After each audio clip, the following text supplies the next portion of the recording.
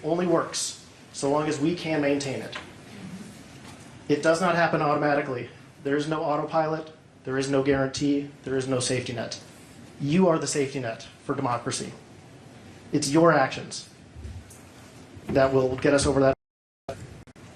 And so today we will have our local assemblywoman, Jody Emerson, with our senator from Massachusetts, Elizabeth Warren, and our very own governor, Tony Evers.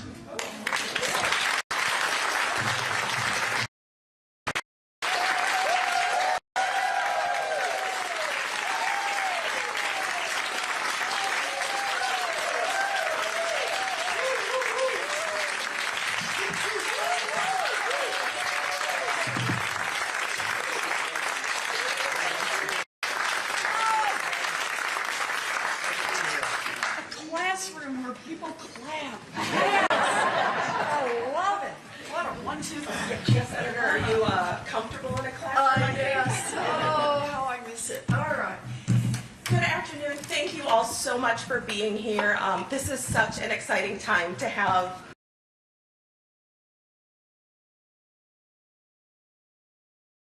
been fighting for women and families her entire career. Yeah. And while she's been in Washington fighting for us alongside amazing senators like our very own Tammy Baldwin. Yes.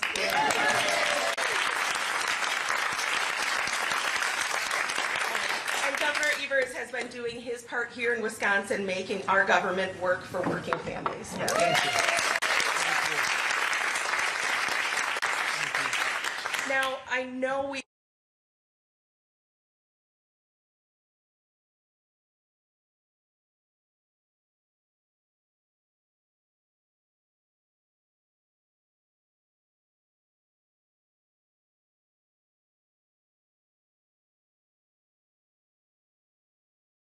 to do yet.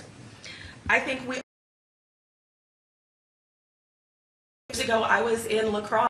We were getting ready for the Wisconsin Democratic State Convention, and those of us that were there, we had a rally where people were just getting their emotions out, and this rally blocks upon blocks, and that was great. But for me, it really hit, Governor, when we were at a smaller gathering that evening. And you were talking, you spoke with such raw emotion in your voice about daughters have just been relegated to second-class citizen. And to paraphrase what you said it was crap. Something like that. Something like that. Well, today, my own daughter is here and my granddaughter. And every time I hold that baby, I think about how her rights to be a whole person right now depend on which state she lives in and who's in office and what kind of activists are in court. And I think that's crap. Because we know that the single most important economic decision a person can make is whether and when to have a with raising a child.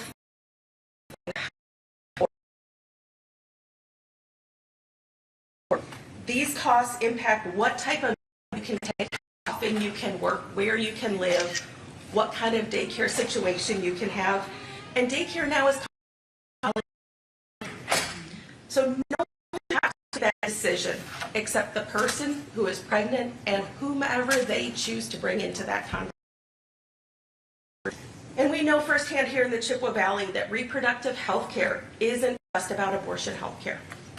It's also about having access to medical providers to take care of you when you are pregnant. It's about having the birth team that you want with you when you are giving birth. And we have a local issue to deal with here with the closing of hospitals. But I want each of you to know that my office has been in constant contact with the governor and with Senator Baldwin's office, and we are working local, state, and federal as much as we possibly can to put a Band-Aid on this until we can, to grab one of your phrases, make real structural change about healthcare.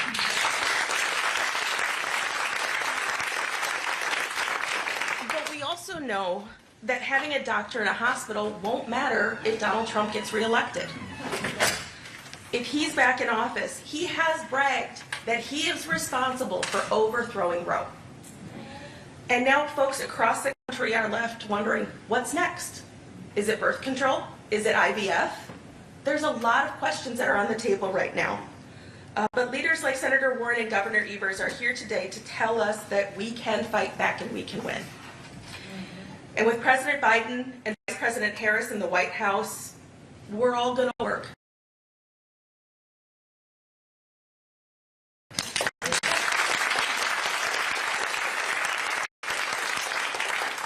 President Biden and Vice President Harris are going to make sure that every American has the freedom to make the decisions that they need to make for their life in their circumstances.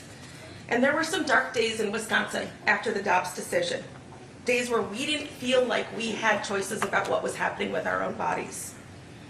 But Wisconsin has shown us when our rights are on the line, we fight back and we fight back hard.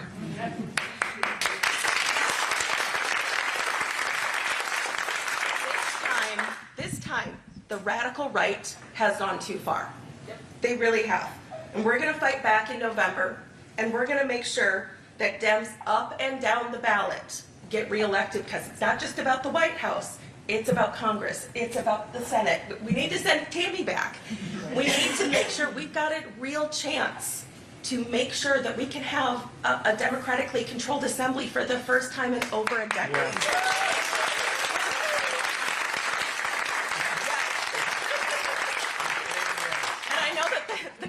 The governor very excited, and it makes me very excited. So we're going to need every single one of you working hard, doing your part, talking to your neighbors, knocking on doors. And with that, I would like to turn it over to my friend Tony Evers. Thanks, Judy. I have to tell you, Representative Emerson deserves a huge, huge thanks. She does good work every single day. And it's a very, very difficult job under very, very difficult circumstances. And Jody, thank you. Thank you.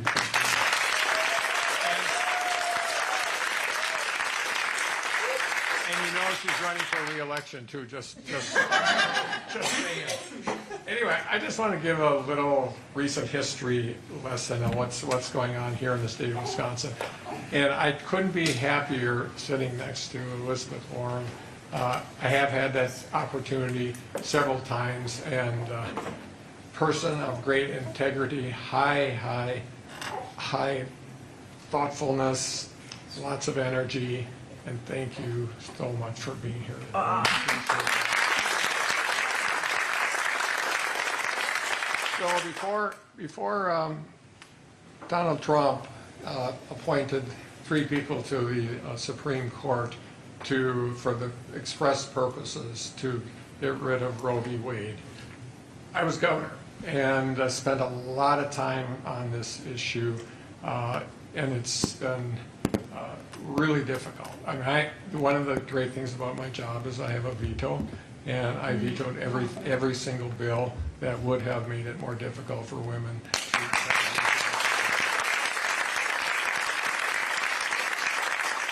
And that was good. I mean, everybody knows where I stand.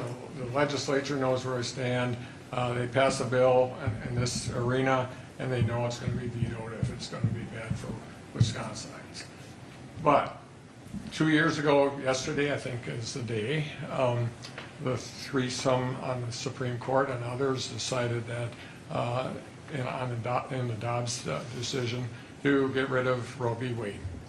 And to say that didn't send a chill up a lot of people's spines here in the state of Wisconsin would be an understatement, because we really hadn't thought about that 1849 law that we had. I mean, it was, it was in the back of our head, but we never thought that we'd end up with that 1849 bill that essentially, I could give you an hour worth of discussion on it, but basically it took away the right to have an abortion in the state of Wisconsin. And that was the law of the land after that decision. And we did everything in our power to get the legislature, and we had special sessions. They decided they weren't going to come. Democrats put bills and no one was going to buy on that. So we worked hard to overturn that in the state of Wisconsin but we had to have Republican help. We got 0 Republican help. And so that took some time, frankly, and between that time and the time where we got a good decision out of circuit court here in the state of Wisconsin, there's over 400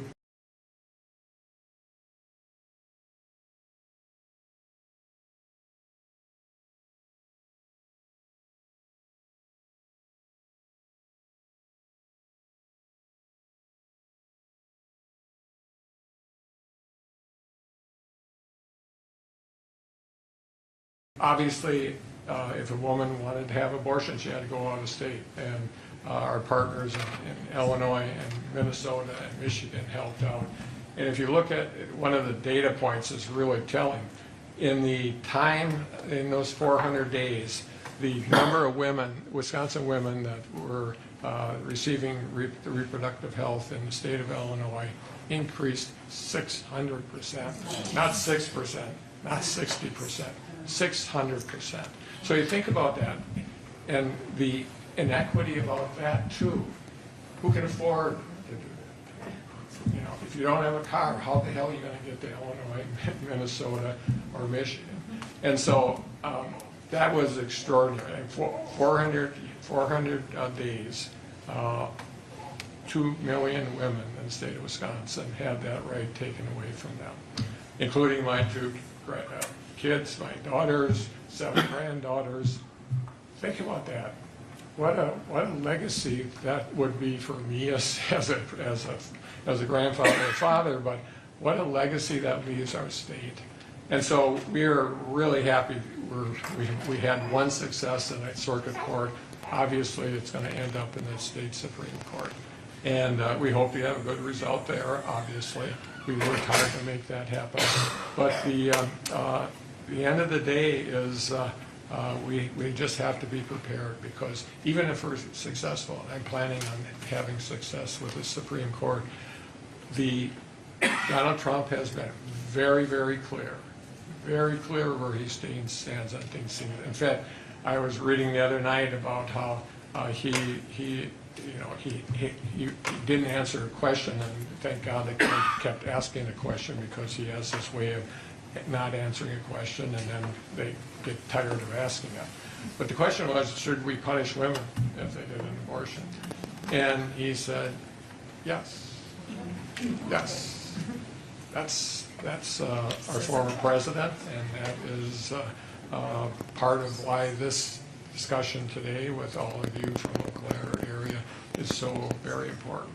Because even if we are successful at the state level, and I'm planning on that happening, but we just have to continue this fight. We have to continue this fight internally in the state of Wisconsin. We have to do it.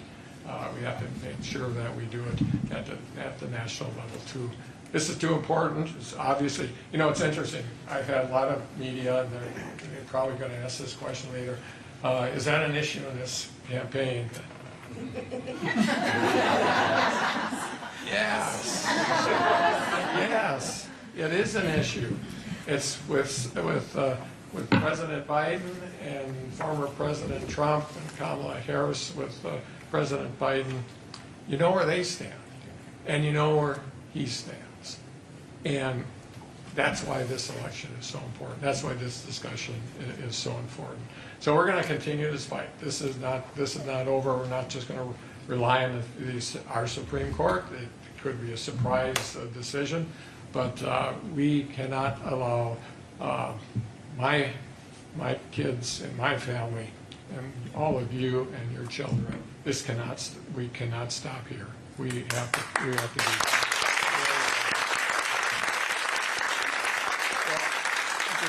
I mentioned before, I think I did, that one of my really fun times I've always had when I run for office is when I can hang out with Senator Warren here. She's a person of high honesty, high energy, and I'm just so thankful you're here. Take it away. That's so sweet. Thank you. Hello, Eau Claire. It's good to be here. Hello. I am absolutely. It is such an honor to be here with Jody, to be here with the governor, to be here with real fighters. I like fighters. You may already know that. Joe Biden fights for access to abortion, so I fight for Joe Biden. That's why I'm here. Joe Biden fights for access to contraception, so I fight for Joe Biden. And Joe Biden fights for access to IVF, so I fight for Joe Biden. We are now entering the third year of an America without Roe. And I just want you to think for a minute about what we've learned. Because up until a little over 2 years ago, it was speculation. What would happen if Roe disappeared? And think about what we've learned since then. It's about women who've had to go out of state. You're exactly right about that. It's about who it falls hardest on poor women, on women who already have 3 kids and 2 jobs and can't take off work for 2 days to be away. Absolutely. But think what else we've learned about. It's about 10-year-olds and 12-year-olds who've been raped and who can't get the medical treatment they need. A post-Roe world is a world in which women who are having miscarriages are told in Texas, sorry, you're not near enough death. Go out to the parking lot and bleed a little longer. And then come back in and we'll take another look before we can give you the health care that you need. It's about couples that want to have a family and now have learned that the clinic they've been working with has closed because they are in violation, or they worry that they are in violation of local law. It is about medical practices that have changed. Doctors who have said, I can't do OBGYN work anymore because it's a continuum of providing health care for those who need it.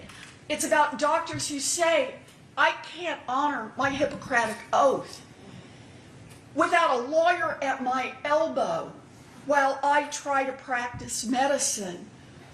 I give up.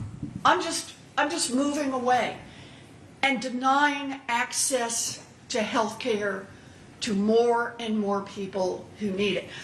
So I want you to think about what this 2 years has been about the people whose lives have been torn apart, about the people who now won't be able to have babies because they were left to get infected, to have to get nearer to death before they could get the abortion services they need. Think about what this has meant, because it's us.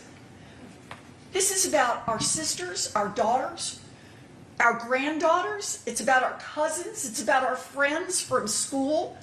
It's about our neighbors. It's about people we know and care about. That's what's on the line here. So here's what I want to say about that and why we have to be in this fight. First is about Donald Trump and the Republicans.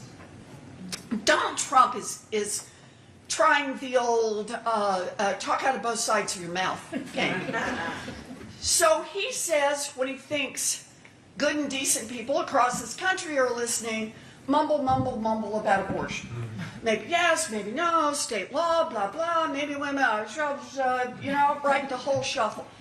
But he gets in front of his right-wing base, his extremists. And what does he do? He brags. He preens. He says other presidents tried to get rid of Roe, but Donald Trump is the one who delivered. Understand that about him. He knows how unpopular it is, and yet he can't resist the opportunity to take it all on himself and to brag about what he has done to healthcare, to women in America. So that's part one. But part two in this is understand that today, 1 out of every 3 women of reproductive age lives in a state that basically blocks access to abortion. Donald Trump and the Republicans will not rest until it is 3 out of 3 women. That is, until abortion is blocked all across this country. And by the way, it's not just abortion. It's also some forms of contraception, and it's IVF. So how do we know this? We know this partly from the things Donald Trump has said. We know this partly from the extremist group that is driving the Republican Party. But we know it partly from what the Republicans have actually done. Over in the House of Representatives, a majority of Republicans are co-sponsors, people who've written and put their names on the so-called fetal personhood bill.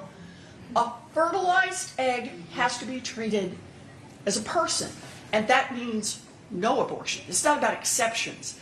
No abortion anywhere in the United States. Also no IVF, because you can't do IVF under those circumstances, and certain kinds of birth control gone.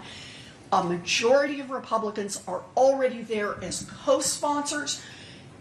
They get control. It's done.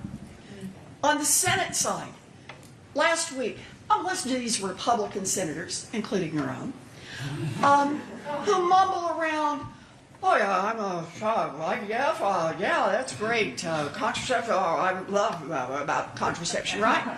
Very quotable things. Don't want to talk about it. So Democrats said, fine, don't talk about it, let's vote on it. We put a very simple bill on the floor last week, and it just said, whatever else is going on out there, we have a bill here that will protect access to IVF all across the country. Every Republican, save 2, voted no.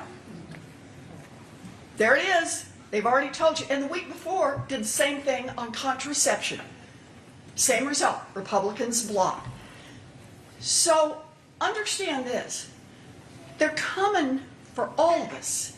And now let's give it one last twist. The Republicans have gotten together in groups. Some of you have heard about it. Project 2025. Oh, yeah, I can tell. You've heard about this. So they've gotten all the big conservative groups, put big money into this, and laid out the roadmaps, more than 900 pages long.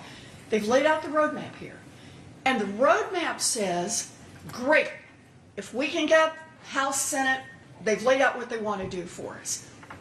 But even if they can't, if Donald Trump makes it to the White House, they have their plan for how Donald Trump, all by himself, will block access to abortion, some forms of contraception, and all IVF all across America. And the reason I want to underline this is I'm in a blue state. Massachusetts, man, we are there on protecting access to abortion.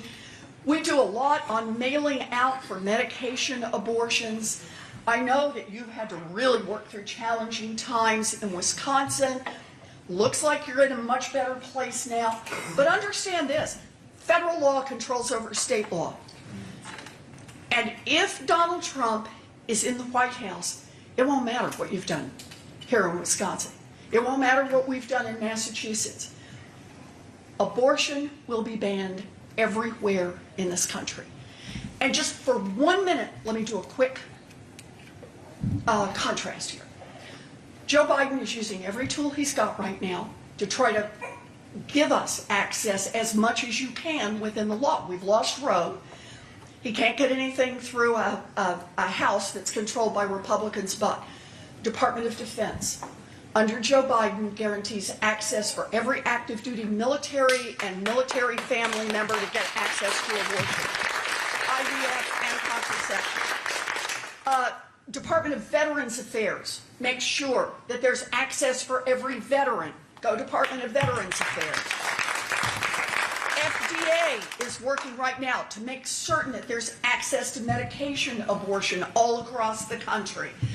And the Department of Justice under Joe Biden is out there fighting every one of these radical lawsuits that are trying to take away even more rights in the reproductive area.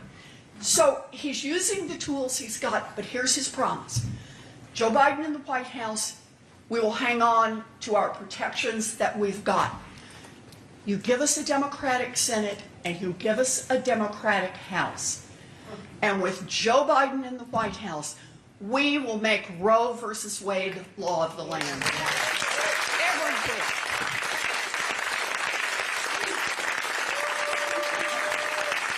Yep, because that's what I'm saying. It's yours, Jody. Well, my goodness, Senator, I was supposed to ask a few questions, but I think you got it all. Put me in a classroom and I'm just ready. I can't help it. Oh, there's still lots to There's talk about. so much to talk about, but I think what I really struggle with is, my mom and my grandma, their generation fought for this. Yes. And now we're fighting for it again. I mean, how did we get here? Is it the governor kind of touched on it a little bit, like, oh, we thought Roe was there. We didn't have to worry about getting that 1849 law off. How do we work on codifying Roe? How do we get there? So look, It's a softball question. yeah, I it know. is. I remember where I was the day that the opinion was announced. And my response was not to be sad, not to be upset, not to be disappointed. It was to be mad as hell. Yes. I was furious. And I was furious because six people want to impose their extremist religious views on the rest of America. They can hold those views, that's fine with me. They can do what they want to do in their lives, they can try to influence their children, their friends, but they wanted to take their views and make it the law for the entire rest of the country. I was furious, but I want you to understand this. I was also optimistic, and I'll tell you why I'm optimistic. Because I stood on the steps of the United States. I just walked straight out of my office and over to the Supreme Court steps. And I said, okay, I've read what you've done, but understand this. It's about power. And right now, 6 of you have the power to burn Roe versus Wade to the ground, but you are not the final power. The final power rests with the voters. And the voters are going to make Roe versus Wade. Yep. And understand this. We really will do this. So just give us the skinniest possible majority in the House. Just, I'm not asking for a big cushion. Skinny, okay? We can do a lot with a skinny majority. Assembly too. That's right, I understand. We need these at state law too. And give us 50 votes now in the United States Senate. And Joe Biden in the White House, we will make Roe versus Wade law of the land. Count on it. Count on it.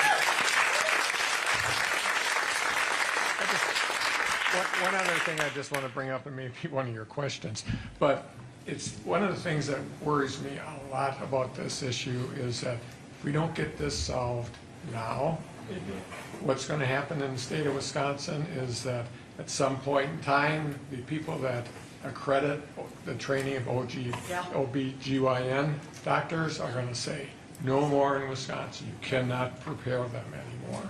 And that's not like something that can be reversed overnight. It's good if things change and then you try to do it again. It's really hard to get that accreditation. I know I vetoed those bills. There have been Republican bills on that to essentially get out of the OB/GYN business in the state of Wisconsin. So whatever we do, it's got to be now, because if we wait, suddenly we won't have the doctors we need, and that doesn't turn around in a day. And you're right, that was one of my questions as these in the assembly, and hopefully, depending on how elections go, maybe someday the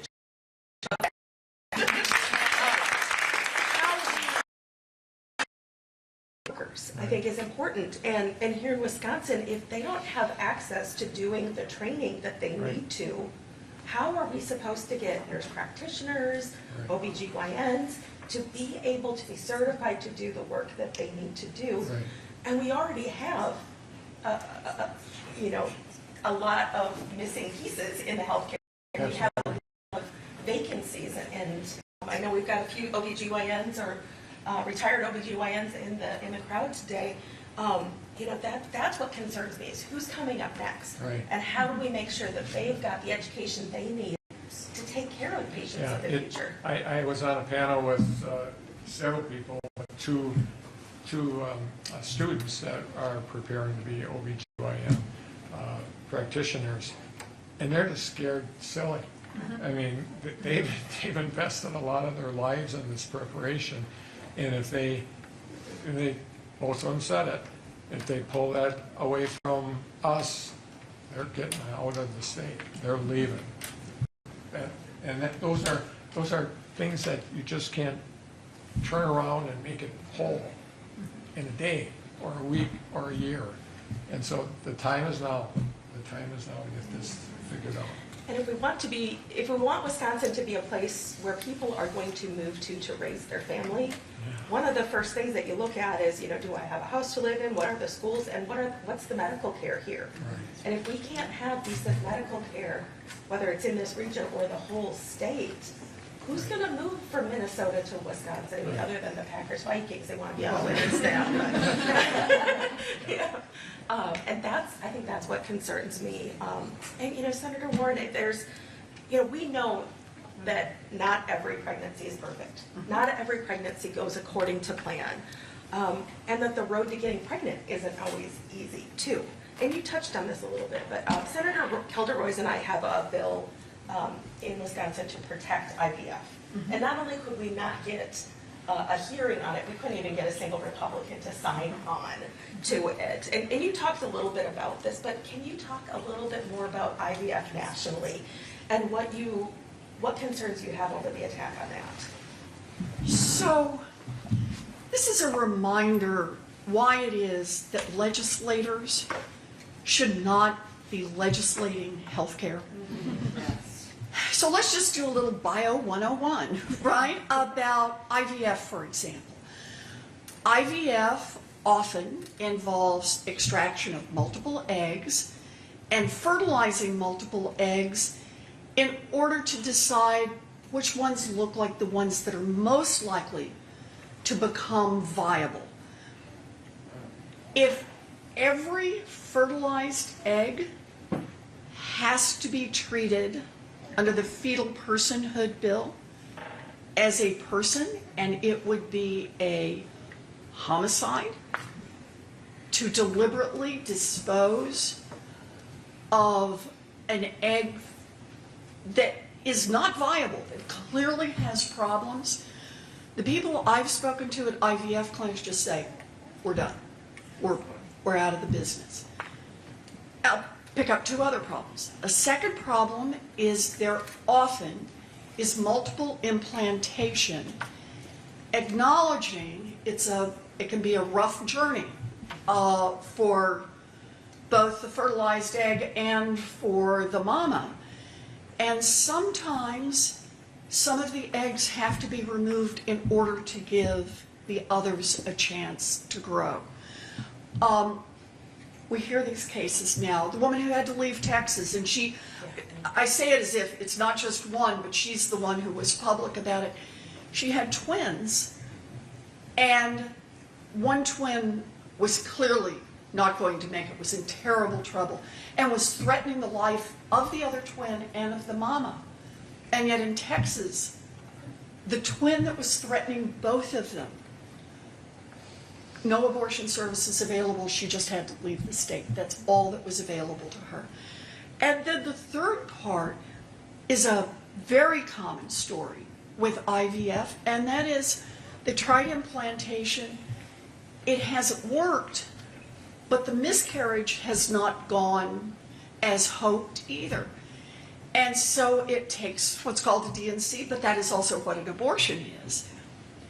And a woman needs that opportunity in order to get healthy again so she can try again. And again, states now that are banning access are saying no, no, no. And I just picked 3. I'm in a room with OBGYNs. They could fill in another 10 and another 20 and the stories on this.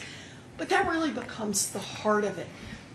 This is why it is so urgent that we recognize that access to abortion, to contraception, to IVF is on the ballot on November 5th.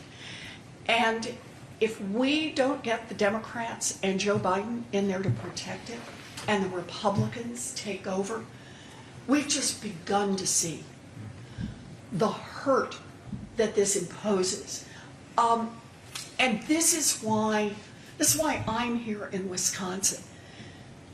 We need everyone in Wisconsin to understand you all are crucial to this. You are one of the key states that could go one way, could go the other. The difference between your standing up and saying, I'm in this fight, I'm going to knock on doors, I'm going to pitch in $10, I'm going to organize people, I'm going to make clear how urgent it is that we vote for Joe Biden and Democrats up and down the ballot. Making that case is truly the difference for people all across this country, not just in Wisconsin, but all across this country, and not just for now, but for decades and decades, for generations, for our babies to come. So this is going to be up to you. And I'm grateful to be here with both of you, but most of all grateful to be with you, people who understand the importance of democracy and the importance of putting in the work so that we can build an America that reflects the values of most of us instead of just a tiny little extremist handful. So thank you. Thank you.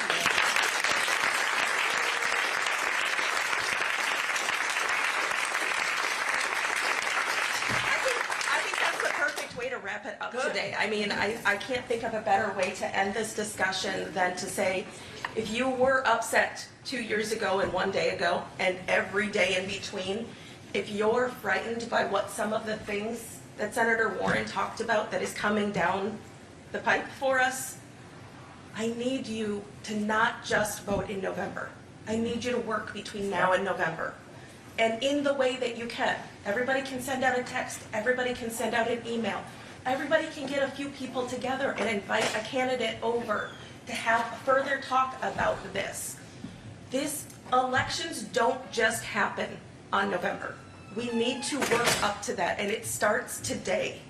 And so please, I know Dylan talked about this before we came in, we need each and every one of you to do what you can to make Donald Trump's Project 2025 not a reality now or ever, because that is not the country we want to live in. So thank you so much for coming, but don't let this be the end.